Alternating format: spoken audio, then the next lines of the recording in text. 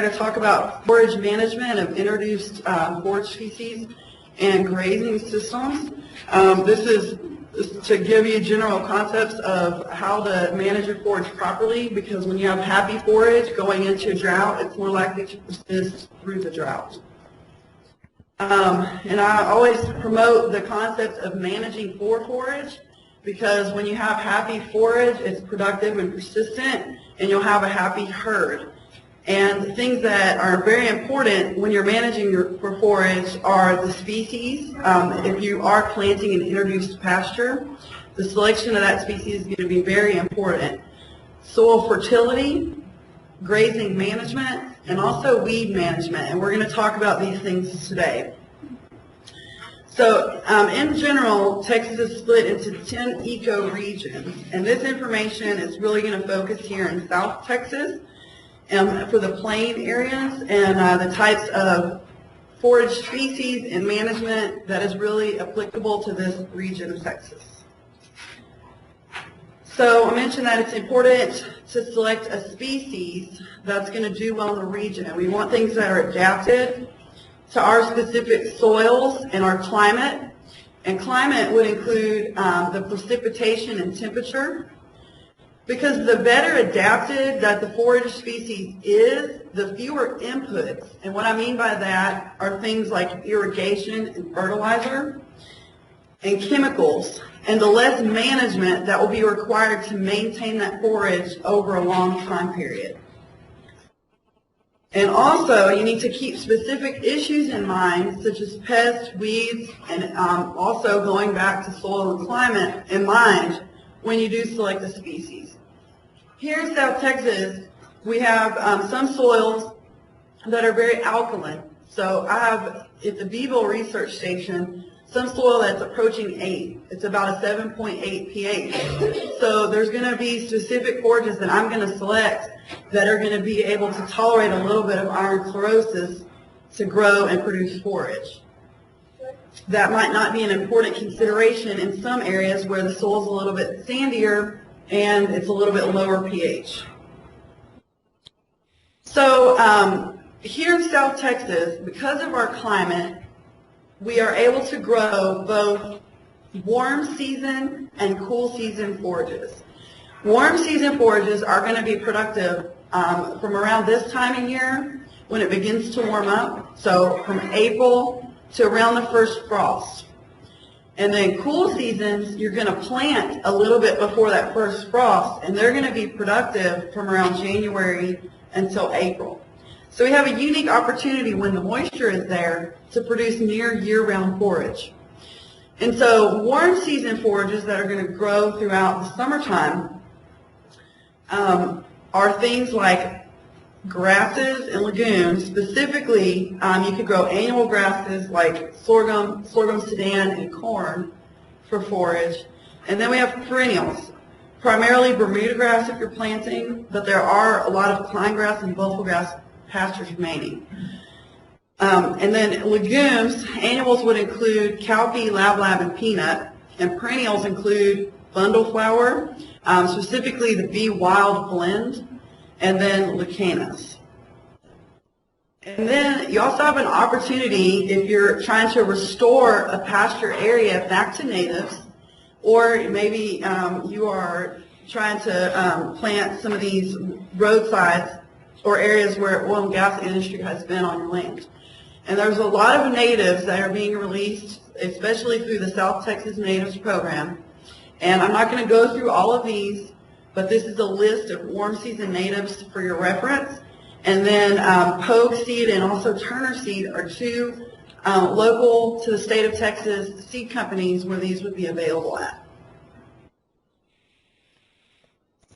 And then the cool season forages that are going to be productive through late winter and very early spring here in South Texas include annual grasses like oats, rye, wheat. So in other words, your small grains, triticale, and annual ryegrass. There are no perennial cool season forages that are adapted to South Texas. That is because we have a summer that is entirely too warm for them to persist. And then as far as legumes go, there's plenty of annual options, including alfalfa, the medics, such as armadillo and divine, clovers, subclovers, sweet clover, and vetches. And again, it's too hot in the summer to really get a perennial stand. However, a lot of these annuals will reseed. From talking to folks, alfalfa is a perennial, of course, but I'm considering it here as an annual because it does need to be reseeded perhaps every 4 to 5 years here in South Texas because of disease pressure. And then again, here's a list of cool season natives that are available commercially for you to purchase to plant back to natives. So establishment is the most important factor in a persistent long-term stand of forage. You want to plant in the spring for a warm season and fall for a cool season. And you want to make sure that you do a soil test very early. Really, you need to do that 6 months prior to your planned planting date. And you want to incorporate phosphorus and potassium according to that soil test. And make sure that you use certified seed and calibrate your planter. If you don't take care of those two things, then you're wasting your time out there getting things planted. And then make sure that you use a pre-emergent, especially when you're sprigging, because if you can control weed pressure, you're more likely to get a very consistent stand of the forage that you're planting. And I've told this story at several talks, but I'm going to tell it again here. I did my graduate and postdoctoral work in Florida, and there was a pretty well-known rancher in the area who was having trouble getting forage established. He planted probably 3 or 4 times. That's pretty expensive. So then after the 4th failure, he finally came over to Extension and said, "What is going on?" And he was asked when he had done a soil test. It had probably been 10 years prior. And so we give him a soil sample probe to go out and take soil samples, and he brings it back along with the soil samples, and it's all dinged up. And in Florida, with all the rainfall they get there, the soil is very, very sandy. So we asked, why is the soil probe dented? Anybody seen one of those? Because it's a little bit hard to dent those. And come to find out, he had just pulled over on the side of the road and took the soil samples there with all the gravel. That's not representing the pasture whatsoever. And so I really like this picture here because it shows the pickup is right here. And you get out of the pickup and you drive to you walk through pasture and you try to make sure that you get a representative area. You want to try to get a whole sample area.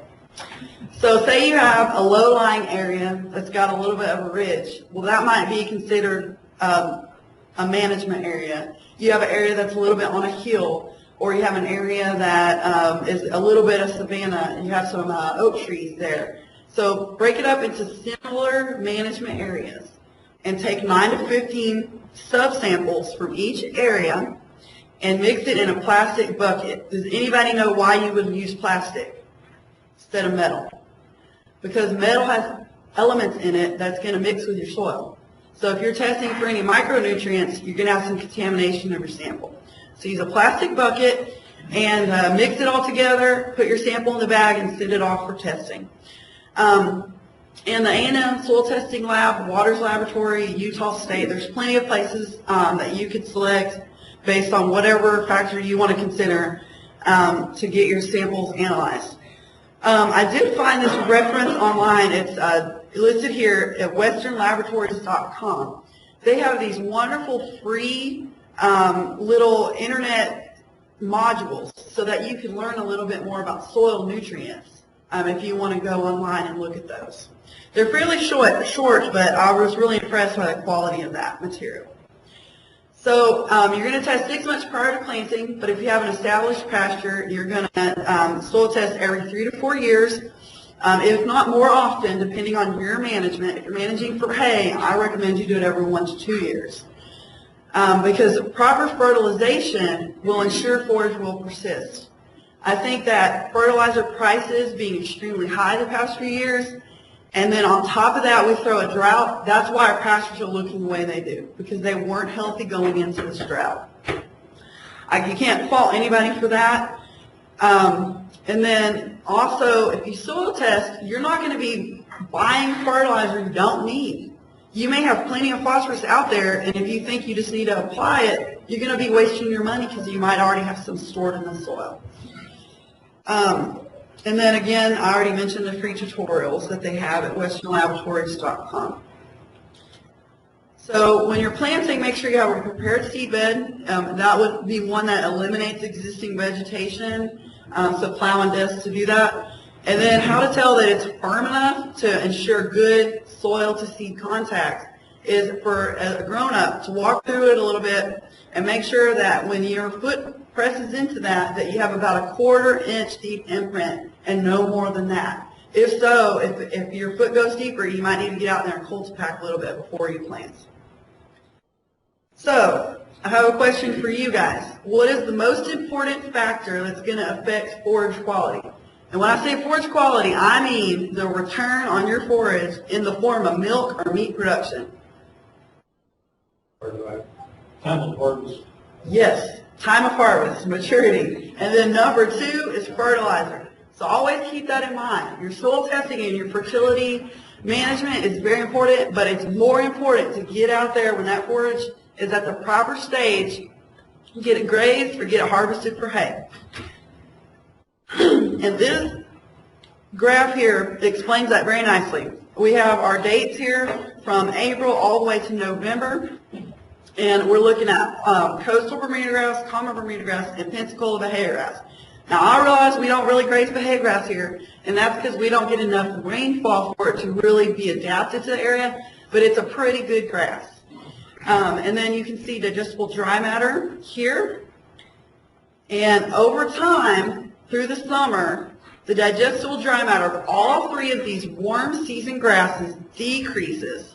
You have a slight increase here, but that's due to it being harvested. And then you get some frost material, and you'll get a little bit of regrowth in that fall. But generally the trend is over time, the digestible dry matter decreases. So we know that we need to harvest in a timely manner. And for Bermuda grass, if you're harvesting for hay, that's going to be around 6 weeks of regrowth. But we also need to make sure that we have proper fertility for 2 reasons, because that's the second factor in making sure that we have adequate forage quality, but also for persistence. So you can see I just called over at Orange Grove Co-op last week. I was having trouble finding a co-op that would mix fertilizer. And so I called at our old places in Kennedy, etc., and Orange Grove was the only one I found. So they quoted me some prices.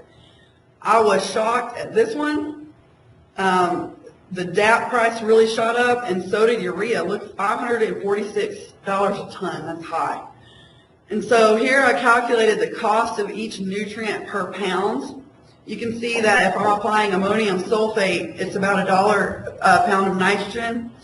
And you almost cut that in half if you're going to apply nitrogen in the form of urea. So something that I recommend is that when you remove a ton of Bermuda grass hay from a system, you're also, with that ton of grass, removing 50 pounds of nitrogen, 15 pounds of phosphorus, 40 pounds of potassium, and 8 pounds of sulfur. Sulfur is becoming more and more important because of regulations on industry have actually caused a decrease in acid rain. And so we're not getting a lot of that sulfur water applied to our pastures, and we're needing to replace that. 8 pounds can add up over time when the grass doesn't really need a whole lot to produce well. So that might be something in your next soil test to consider. And then cool season legumes are an option to add some of that nitrogen back to the pasture, and I'll talk about that in detail here in a moment. Apply the recommendation, because the grass might take up more than it needs, and if you're applying more than the recommendation, then the plant's taking more than it needs, being removed from the pasture and you're wasting that nutrient. And then I recommend ammonium sulfate, especially if you have some of these high alkaline soils, because that's going to, adding ammonium sulfate will acidify the soil a little bit, and at application perhaps enough to help the seedling or the plant that's greening up overcome some of the iron chlorosis issues. And so one way to work this out is to apply the ammonium sulfate to meet your sulfur requirement, then apply the DAP to meet your P requirement, and then urea to meet the remaining nitrogen requirement, and then potassium for your potassium requirement. So that can get a little bit complicated, but it could be worth it because your cost per acre is cut, especially considering when urea is almost half the price of ammonium sulfate. So paying that little bit more for the ammonium sulfate to get the sulfur, both for making sure that the grass has enough to grow, it's meeting the grass requirement, but then also to replenish due to decreased acid rain, which is a good thing. And then it's important that you balance your nutrition. So say you're not going to be able to afford to apply the full recommendation of N, P, and K because it's just too high. Or you may expect that rainfall isn't going to be very high and you're not going to maximize your production. So you might want to apply half the amount of nitrogen. You also need to apply half the amount of phosphorus and potassium. You need to apply it in a ratio because if you're not balanced, the plant's only going to grow to that first limiting nutrient. And then this is an example of what happens when you don't have balanced nutrition. When you balance it, you're going to have a lot more forage to produce. Nitrogen is important primarily for production, for increased quantity of grass. And then you can see slow growth in stunted plants when you have nitrogen deficiency. And then you have chlorotic yellow-green leaves when it's deficient. You can see here the deficient area is a yellow tinge to the grass, and here it's a nice lush green color. Potassium is associated with sand decline and winter kill and disease susceptibility, and also poor water use efficiency. That's very important for us here in South Texas. You want to make sure that you're applying enough potassium in a hay or a grazing system to make sure that the plant has enough potassium so that it can fight disease, use water efficiently, and make it through the winter and be persistent. So K is for persistence. And you can see here we have an area that has adequate potassium. It's full, green, very adequate stands. Here we had some decline, and what happens when you have decline? Weeds come in. So I'm going to talk a little about cool season legumes as a way to try to supplement nitrogen application to pastures. These are pictures of several different types of legumes that would be good options here in South Texas. These were already listed previously.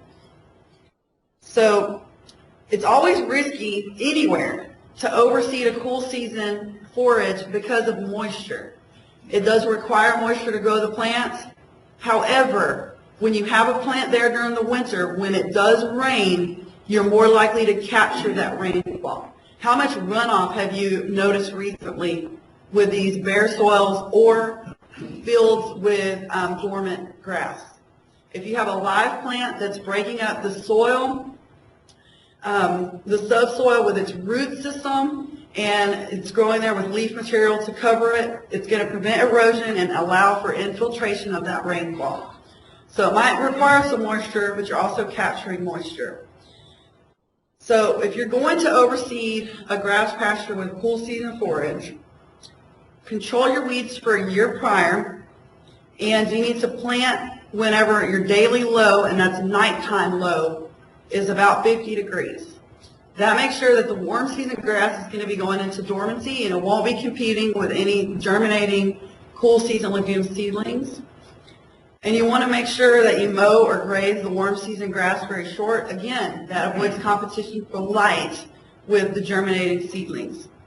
You can also do a light disc to about 1 inch, and then legumes can be drilled or broadcast. Make sure they're inoculated or that you purchased them already coated. And there's a benefit, especially with these medics, which are very, very well adapted here in South Texas, to plant 2 years in a row. If you plant the medic, it has a very high hard seed percentage, which that means it's going to live in the soil for a long time before it germinates. So if you plant 2 years in a row, then you're going to really get a good seed bank in that soil. And you can manage it for reseeding. Reduce stocking rate or remove cattle in the spring, and use the medics with a hard seed coat for that purpose. So, if we consider our costs for 1 ton of Bermuda grass hay, and this is using the ratios that I mentioned earlier, that 1 ton of Bermuda grass hay removes. For 1 ton, it's about $41 an acre, and you can see how it just doubles, triples, quadruples if you're getting more yield off that land area.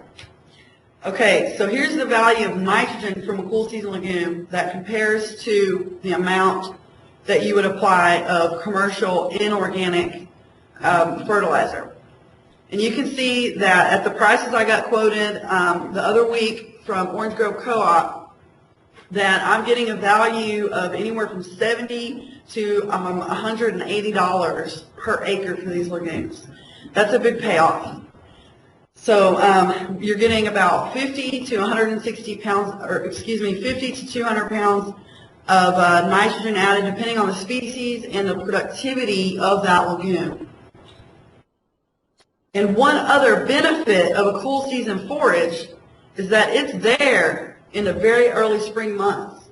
So you probably have some of this medic or clover that's naturalized in your pasture, or I see it around lawns in my neighborhood too. That's there, and it's shading the ground, and it's reducing weed growth early on. So that's another benefit that you get from using a cool season legume in your system. And here's some data to back that claim up. This is from Gerald Evers up in Overson, but it still applies here in South Texas. You can see that we have either different nitrogen applications, or we've included a legume or an herbicide. And so if we look over here, we have our herbicide and our nitrogen, and we have weed yields. And then here, subclover and arrowleaf, those were the 2 legumes that were used. You can see that this weed yield was similar to if we applied 75 pounds of nitrogen per acre and a herbicide. So it really cuts down compared to here on the left, where you have your weed yield with nitrogen and no herbicide and no legume. So we decrease weed yield when we add our legume or we add an herbicide. So keep in mind that weed control after forage is seeded or sprigged is really limited. Make sure that you properly identify the weed and that you use a pre-emergent or a post-emergent to properly treat that specific weed. And check the labels for hay and grazing restrictions. It's a lot easier these days because a lot of these newer herbicides have no restriction, and that's wonderful to help you manage things. Just a note on old worm blue stems. So I mentioned that, in my opinion, improper fertility management, and in addition to the drought, caused the pastures to look so bad. That means open ground when your forage is not persisting. And when that happens, things like this KR and clay red blue stem are allowed to encroach into pastures. We have it all over the Beeville station. And most folks are having a problem with it. So rising cost of fertilizer limited its use. You can't fault anybody for it. But it's really important to try to use a balanced ratio of your fertilizers to help that grass really persist. So you really want to manage pastures to keep them healthy and happy so that they can be persistent and you don't get these real low quality grasses like Cameron Clayburg. So I have just a few minutes to go over this, but harvest efficiency and grazing systems, you can change your stocking rate or your intensity, but then you can also change your grazing method. Most folks use continuous because it's easier, but then there's also a lot of options with rotational grazing. You have standard strip, first and second grazers, creep, forward creep, and then you can also harvest restored forage. The beauty of rotational grazing may not be increased production, increased stocking rate. It's flexibility. If you have an area where you can move all your mama cows and dry lot feed them and let the other grass recover, that's wonderful. And that's what you need to be doing as you're going into a drought and as you're coming out for a drought, because that forage is hurting and it needs time to recover. So again, reduce your stocking rates. You can do this by culling, early weaning, which is going to do two things. It's going to decrease your stocking rate and also the nutrient requirement of the cows. If they're not nursing, they're not going to need as much nutrients for their production. And then you could also move to leased land. And then again, I mentioned dry lot areas. If you already have some rotational areas that are fenced with water, that's an option. And then I really encourage you that when it starts to rain again, because it will, rethink restocking. There's a ranch outside of Comfort, Texas that I had the opportunity to work with for a tour this past fall. They have had the same stocking rate for over 50 years. When this drought came, they didn't have to sell off. They're doing just fine.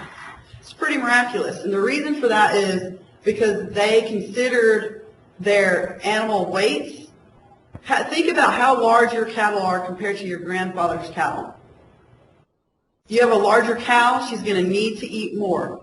So you have a difference from about an 800-pound average to over 1,200-pound average cow size. That's a lot. So really, you have 1.5 more stocked on land, the same parcel of land these days. So really think about that. How did you set your stocking rate back then? And should you reevaluate that? And then you want to, I'm sure that the next talk is going to talk about how to plan ahead. But think about what your average rainfall is. What is your average forage production? Take measurements for these things. And again, I mentioned how cow size increased. Healthy pastures will have a very healthy stubble. Overgrazing will stress plants. And once you have bare ground, the weeds will move in. And again, I already mentioned the flexibility that rotational grazing is going to provide you. And creep grazing is a type of rotational grazing option to help maybe with some stockering or some increasing average daily gain and cell weight before you early wean. So I really encourage you to think outside of the box for your management flexibility, and that would include proper management of your forages, the types of stocking rates and grazing management that you're going to use, and also restocking for when it does start to rain again. And with that, I think, do I have time for one question? Sure. Yes, sir. On using some of the tool medics, I have experience by using Grazing P+D. It has too much residual in it, and your cool season foragers, it has a tendency to deplete them. Careful. Yes. His comment was that Grazing P+D had some residual in the soil for the planting of medics. And this is true, and you want to be careful with the herbicide that you select. And you really want to think about that even as far as a year out. And there are some herbicides that medic will tolerate, and that is, oh, goodness. 2,4-DV. The medics will actually be okay if that is used. There could be some others out there. I'm not trying to pick brands here, but that's one that is actually labeled for weed control in clover pastures and hay meadows. And also the medic, there's data was not published, but it has been studied, and it will be okay to use in that situation. So, all right. Well, thank you.